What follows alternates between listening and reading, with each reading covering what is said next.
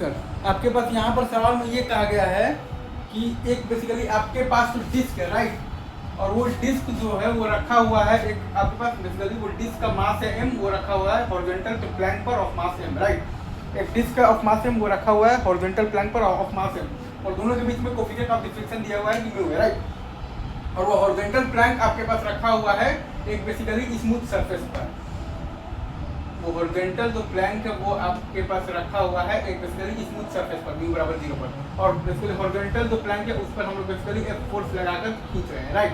Horizontal Planck पर F force लगाकर हम लोग खींच रहे हैं right sir, is it true? तो अब अगर आप ध्यान दीजिएगा तो आपके पास बेसिकली इनिशियली अगर आप देखिएगा तो बी डिस्क बराबर भी 0 है, और मतलब कि तो ओमेगा डिस्क बराबर भी 0 है, और बी ऑफ द प्लैंक बराबर भी 0 है। इनिशियली अगर आप देखिएगा तो बी डिस्क बराबर भी 0 है, ओमेगा डिस्क बराबर भी 0 है, और बी ऑफ द प्लैंक बराबर भी 0 है।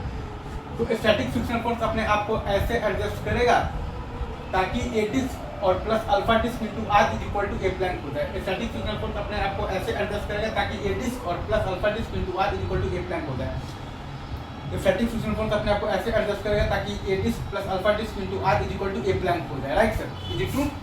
तो स्टैटिक फ्रिक्शन फोर्स का डायरेक्शन हम लोगों ने मान लिया है कि वो डिस्क पर तो लग रहा है बेसिकली फॉरवर्ड डायरेक्शन में लग रहा है एफएस, और प्लैंक पर वो लग रहा है बेसिकली बैकवर्ड डायरेक्शन में लग रहा है एफएस। स्टैटिक फ्रिक्शन फोर्स को हमने ये माना है कि वो डिस्क पर तो एफएस लग रहा है फॉरवर्ड डायरेक्शन में, और प्लैंक पर एफएस लग रहा है बैकवर्ड डायरेक्शन में। स्टैटिक फ्रिक्शन फोर्स का डायरेक्शन हमने ऐसे माना है कि वो डिस्क पर तो एफएस लग रहा है फॉरवर्ड डायरेक्शन में, और प्लैंक पर एफएस लग रहा है बैकवर्ड डायरेक्शन में। तो ए प्लैंक है हमारे पास एफ माइनस एफएस और बाई एम, और अल्फा डिस्क है हमारे पास बेसिकली अल्फा होता है टॉर्क बाई आई, तो एफएस इंटू आई मतलब कि सॉरी एफएस इंटू आर, और बाई आई है हमारे पास M R square by 2। Alpha disc होता है हमारे पास टॉर्क बाई आई, तो एफएस इंटू आर, और बाई आई है हमारे पास basically M R square by 2। Alpha disc होता है आपके पास बेसिकली टॉर्क बाई आई, तो एफएस इंटू आर और बाई आई है हमारे पास M R square by 2। Again मैं फिर से बोल रहा हूँ, अल्फा डिस्क होता है आपके पास बेसिकली टॉर्क बाई आई, तो एफएस इंटू आर और बाई आई है हमारे पास एम आर स्क्वायर बाई 2।